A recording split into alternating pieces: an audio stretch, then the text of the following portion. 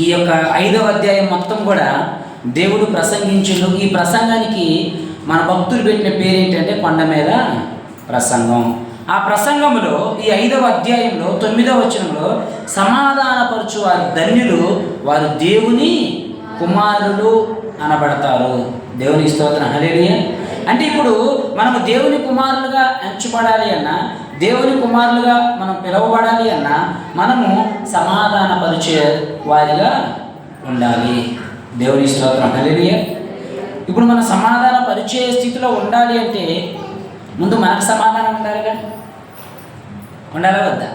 మనకు సమాధానం లేకుండా మనం సమాధానపరచగలిగిన స్థితి ఉండదు. దేవుని స్తోత్రం, హల్లెలూయా. హల్లెలూయా. కొన్ని విషయాలు మనం జ్ఞాపకం చేసుకున్నాం ఈ యొక్క ఉదయకాల సమయంలో. నా ప్రశ్న ఏంటంటే, మొదటిగా నీకు సమాధానం ఉందా? నీలో నీకు సమాధానం ఉందా? ఈరోజు ఒకసారి మనసులో చేసుకుని నాలో నాకు సమాధానం ఉందా? సమాధానం అంటే ఒక నెమ్మదికరమైన స్థితి, ఒక ప్రశాంతమైనటువంటి స్థితి, ఏ గలిబిలి లేకుండా, ఏ గందరగోళం లేకుండా, ఏ భయము లేకుండా, ఏ టెన్షన్ లేకుండా నేను సమాధానంగా ఉన్నాను అనే స్థితి ఎంతమందికి ఉంది అని ఒకసారి మనం ఆలోచన చేస్తే 100కి 99% మందికి మనలో మన సమాధానం లేదు. మనలో మన సమాధానాన్ని చెడగొట్టే 3 విషయాలు నేను ఎక్కువసేపు చెప్పను, ఎందుకంటే ఇది ఒక పాయింట్, దీని వెనక ఇంకా 2 పాయింట్లు ఉన్నాయి. ప్రతి దాంట్లో 3 పాయింట్లు ఉన్నాయి. అర్థమైంది నేను చెప్పింది? ఇది మొదటి పాయింట్, ఈ పాయింట్లో 3 ఉన్నాయి, మళ్ళీ ప్రతి దాంట్లో 3 ఉంటాయి. మొత్తం 3 పాయింట్లు, 3 మూల 9 పాయింట్లు. కాబట్టి నేను ఎక్కువసేపు చెప్పను, ఎక్కువ వివరించను, జస్ట్ టూకీగా చెప్పి ముందుకెళ్ళేటువంటి ప్రయత్నము చేస్తాను. మొదటిగా మనలో మన సమాధానం లేకపోవడానికి ఒక కారణం ఏంటి అంటే ఆర్థిక సమస్యలు. ఆర్థిక సమస్యలు, కనీసం తినడానికి బియ్యం సరుకులు కూడా కొనుక్కొచ్చుకోలేని స్థితిలో మనం ఉన్నాం అనుకోండి, నెమ్మది కలిగి ఉంటామా? సమాధానం కలిగి ఉంటామా? ఒక ఇల్లు కట్టుకోలేని స్థితిలో ఉంటేనో, బట్టలు కొనుక్కోలేని స్థితిలోనో, లేదా నిత్యావసరాలు కొనుక్కోలేని స్థితిలోనో ఒకవేళ మనం ఉంటే మనకు నెమ్మది ఉంటుందా? సమాధానం ఉంటుందా? ఉండదు. దేవుని స్తోత్రం, హల్లెలూయా. అంటే మనలో మన నెమ్మదిని పోగొట్టేటువంటిది, సమాధానం పోగొట్టేటువంటిది ఒక కారణం ఏంటంటే ఆర్థిక ఇబ్బందులు మన నెమ్మదిని, మన సమాధానాన్ని పాడు చేయటానికి, మనకి సమాధానం లేకుండా చేయటానికి ఒక కారణం. దేవుని స్తోత్రం, హల్లెలూయా. ఈరోజు ఎంతమంది లేరు ఆర్థిక సమస్యల చేత? కనీసం ఇల్లు కట్టుకోవడానికి అవకాశం లేక, ఒక బట్టలు కొనుక్కోవడానికి అవకాశం లేక, ఏదైనా ఒక వస్తువు కొనుక్కోవడానికి అవకాశం లేక, ఆర్థిక ఇబ్బందులతో 3 పూటలు కూడా తినడానికి, కావలసినంత తినడానికి లేక ఆర్థిక ఇబ్బందులతో బాధపడుతున్న వాళ్ళు ఎంతోమంది ఉన్నారు. అంటే ఆర్థిక ఇబ్బందులు మన అసమాధానానికి ఒక కారణం. సమాధానం లేకపోవటానికి, మనలో మనకు సమాధానం లేకపోవటానికి ఆర్థిక ఇబ్బందులు ఒక కారణము. రెండోది మనం గమనిస్తే అనారోగ్య సమస్యలు. ఏ సమస్యలు?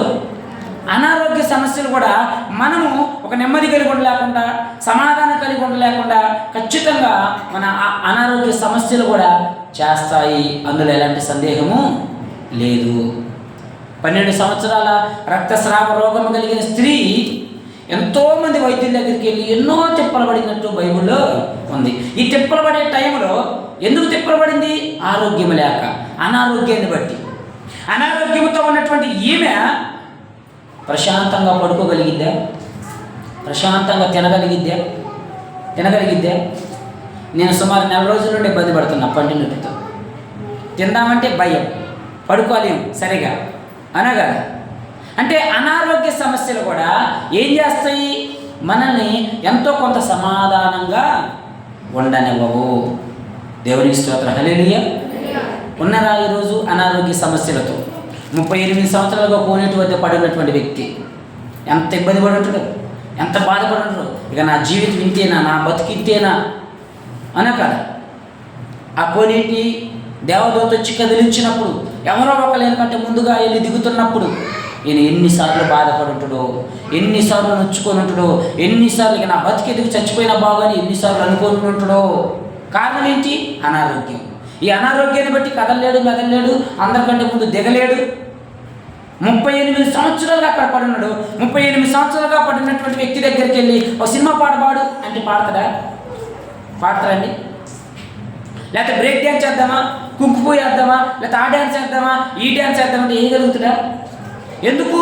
అనారోగ్యాన్ని బట్టి చచ్చి చెడి, నెమ్మది లేక, సమాధానం లేక, ఎప్పుడు చనిపోతారో తెలియక, నా పరిస్థితి ఏంటో అర్థం కాక, అగమ్య గోచరమైన పరిస్థితిలో ఉన్న ఆ వ్యక్తి దగ్గరికి వెళ్ళి డ్యాన్స్ చేద్దామా, ఒక సినిమా పాడదామా అంటే పాడతాడా? పాడు. ఎందుకు? నెమ్మది లేదు, సమాధానం లేదు. ఎందుకు? ఆరోగ్యం లేదు. ఆ ఆరోగ్యం లేని కారణాన్ని బట్టి 38 సంవత్సరాలుగా యాతన పడుతున్నాడు. 12 సంవత్సరాలుగా రక్తస్రావ రోగం కలిగిన స్త్రీ బాధ పడుతుంది. అనారోగ్యం కూడా మన సమాధానాన్ని చెడగొట్టిద్ది. దేవునికి స్తోత్రం, హల్లెలూయా. ఇక మూడోది అప్పులు. అప్పు ఉందనుకోండి, ఈరోజు అప్పు లేదు అన్నోళ్ళు ఎవరు లేరు, అనగా అప్పు లేదు అన్నోళ్ళు ఎవరు లేరు. మా పెదనాన్న లాంటి వాళ్ళు ఒకళ్ళిద్దరు ఉంటారు. మా పెదనాన్న లాంటి వాళ్ళు, సాహిత్య నాయనమ్మ లాంటి వాళ్ళు అప్పు లేని వాళ్ళు. దేవునికి స్తోత్రం, హల్లెలూయా, హల్లెలూయా. చూడండి, అప్పు ఉంటే సమాధానం ఉంటుందా? ఎప్పుడు వచ్చి ఎవరు ఇంటి మీదకి వచ్చి అరుస్తారో, తిడతారో, గోల చేస్తారో, ఎక్కడ పరుగు పోతుందో అని చెప్పి నాకు చాలామంది తెలుసు. ఇళ్లలో మంచాలు అమ్ముకున్న వాళ్ళు, గ్యాస్ బండ్లో కుదబెట్టిన వాళ్ళు, బంగారం కుదబెట్టిన వాళ్ళు, పట్టీలు కుదబెట్టుకున్న వాళ్ళు. అందులో కొన్నిటికి మనం కూడా వర్తిస్తాం. అన్నీ చేయకపోయినా కొన్ని మనం కూడా చేసిన వారిని. ఎందుకు? అప్పులు బాధకు తట్టుకోలేక. అప్పులు ఏమంటారో, ఏమని ఇబ్బంది పడతారో, అరుస్తారో, గోల చేస్తారో, నలుగురిలో పరుగు పోతుందేమో అని చెప్పి అప్పులను బట్టి కూడా నెమ్మది లేనటువంటి, సమాధానం లేనటువంటి వాళ్ళు ఈ లోపల ఎంతోమంది ఉన్నారు. దేవునికి స్తోత్రం, హల్లెలూయా. మరి దీనికి మార్గము లేదా అంటే ఉంది. ఏముంది? మత్తయి సువార్త 11వ అధ్యాయం 28వ వచనం. ప్రయాసపడి భారము మోసుకొనుచున్న సమస్త జనులారా నా యొద్దకు రండి, నేను మీకు విశ్రాంతిని కలగజేతును. దేవునికి స్తోత్రం, హల్లెలూయా, హల్లెలూయా. ఈరోజు కొంతమంది ఏమంటారంటే, మీ దేవుడి దగ్గరకు వస్తే అప్పులు పోతాయా, మీ దేవుడి దగ్గరకు వస్తే రోగాలు పోతాయా, మీ దేవుడి దగ్గరకు వస్తే సమస్యలు పోతాయా అంటే ఖచ్చితంగా పోతాయి. దేవునికి స్తోత్రం, హల్లెలూయా, హల్లెలూయా. అలా అని చెప్పి వాటిని ఆశ చూపించి వాళ్ళని రప్పించట్లే. మనం దేవుడి దగ్గరకు వస్తే ఇదా తీరా, దేవుడి దగ్గరకు వస్తే అదే తీరా అని చెప్పి ఆశ పెట్టి మనం వాళ్ళని విరవట్లా. కానీ దేవుడి దగ్గరకు వస్తే ప్రతి సమస్యకి జవాబు ఉందే. దేవుడు అంటున్నాడు, ప్రయాసపడి భారము మోస్తున్న సమస్త జనులారా నా యొద్దకి రండి, నేను మీకు విశ్రాంతిని ఇస్తా. ఏ భారమును బట్టి అయితే, ఏ సమస్యను బట్టి అయితే, ఏ అప్పును బట్టి అయితే, ఏ ఆర్థిక ఇబ్బందులు బట్టి అయితే, ఏ అనారోగ్య సమస్యను బట్టి అయితే ఈరోజు నెమ్మది లేకుండా, సమాధానం లేకుండా, విశ్రాంతి లేకుండా. విశ్రాంతి అంటే హాయిగా పడుకోలేము, హాయిగా కాసేపు సేద తీరలేము. పడుకున్న కానుండి రేపేంటి, అప్పు సంగతి ఏంటి, ఆ ఆర్థిక ఇబ్బంది సమస్య ఏంటి, ఆ అనారోగ్య సమస్య ఏంటి, ఎక్కడికి వెళ్ళాలి, ఏ హాస్పిటల్కి వెళ్ళాలి, ఏ మన మెదడులో మెదులుతూ ఉంటాయి. కాబట్టి నెమ్మది ఉండదు, విశ్రాంతి ఉండదు. అలాంటి వారికి దేవుడు ఇస్తున్నటువంటి గొప్ప ఆఫర్ ఏంటంటే, ప్రయాసపడి భారం మోస్తున్న సమస్త జనులారా నా యొద్దకి రండి, నేను మీకు విశ్రాంతిని ఇస్తాను. దేవుని స్తోత్రం, హల్లెలూయా. ఒకవేళ ఈరోజు నేను ఏ మూడైతే చెప్పాను, ఏ మూడు చెప్పా? ఆర్థిక ఇబ్బందులు, రెండోది అనారోగ్య సమస్యలు, మూడోది అప్పులు. ఈ మూడింటిని బట్టి నిజంగా నీకు సమాధానం లేక ఉన్నట్లయితే దేవుడి దగ్గరికి రా. బైబిల్ ఏమంటుంది? నాకు వేరుగా ఉండి మీరు ఏం చేయలేరంట. దేవుడు అంటున్నాడు ఇది ఆ మాట, నాకు వేరుగా ఉండి మీరేం చేయలేరు. యోహాను సువార్త 15వ అధ్యాయం మొదటి నుండి, నేను నిజమైన ద్రాక్షవల్లిని, నా తండ్రి వ్యవసాయకుడు, నాలో ఫలింపని ప్రతి తీగను ఆయన తీసి పారవేయును, ఫలించు ప్రతి తీగ మరి ఎక్కువగా ఫలించవలనని దానిలో పనికిరాని తీగను తీసివేయును. 4వ వచనం, నా యందు నిలిచియుండుడి, మీ యందు నేను నిలిచియుండును.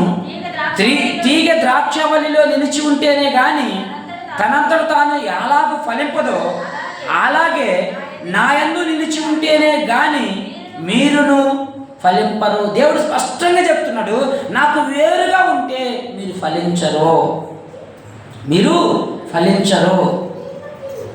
ఒక ద్రాక్ష చెట్టుకి తీగ అంటుకట్టబడి ఉంటేనే, దాంట్లో ఉంటేనే అది ఫలించింది తప్ప దానికి తెగబడి వేరుగా ఉంటే అది ఎండిపోద్ది, ఏదో ఒకరోజు ఎండిపోద్ది. మీరు ఆ ఎండిపోయిన జీవితాలు, మూడుబాయిల జీవితాలు మీకొద్దు అని చెప్పి దేవుడు జ్ఞాపకం చేస్తున్నాడు. కాబట్టి దేవుడు అంటున్నాడు, నా దగ్గరకు రండి, నేను మీకు విశ్రాంతిని ఇస్తాను, నాకు వేరుగా ఉండి మీరేమీ చేయలేరు.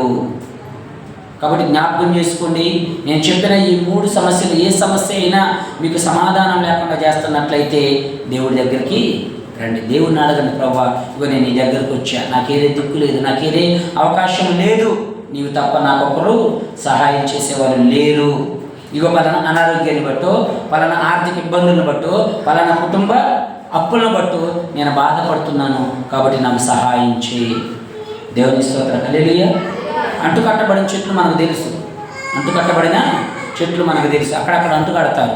ఏం జరిగిద్ది అంటే దాన్ని అలా అంటు కట్టడం వల్ల అది కూడా ఫలించింది. కాబట్టి మనం కూడా దేవునితో అంటుకట్టబడినటువంటి బిడ్డలుగా ఉండాలి. అలా మనం దేవునితో అంటుకట్టబడిన బిడ్డలుగా ఉంటే ఖచ్చితంగా దేవుడు మనల్ని ఫలభరితంగా ఉంచుతాడు. దేవుని స్తోత్రం. హల్లెలూయా, హల్లెలూయా. కనుక ఒకవేళ మీరు ఈ మధ్య కాలంలో నేను చెప్పిన ఈ 3 కారణాల వల్ల సమాధానాన్ని కోల్పోయిన స్థితిలో ఉన్నట్లయితే ప్రభు దగ్గరకు వచ్చే ప్రయత్నం చేయండి. యేసయ్య అంటున్నాడు, ప్రయాసపడి భారము, ఆ భారంలో నేను ఈ 3 పెట్టుకోండి, ఆ భారం అన్నకాడ ఈ 3 పెట్టుకొని మోస్తున్న సమస్త జనులారా నా యొద్దకు రండి, నేను మీకు ఏమిస్తాను? నెమ్మదిస్తా, సమాధానము ఇస్తాను. దేవునికి స్తోత్రం. హల్లెలూయా, హల్లెలూయా.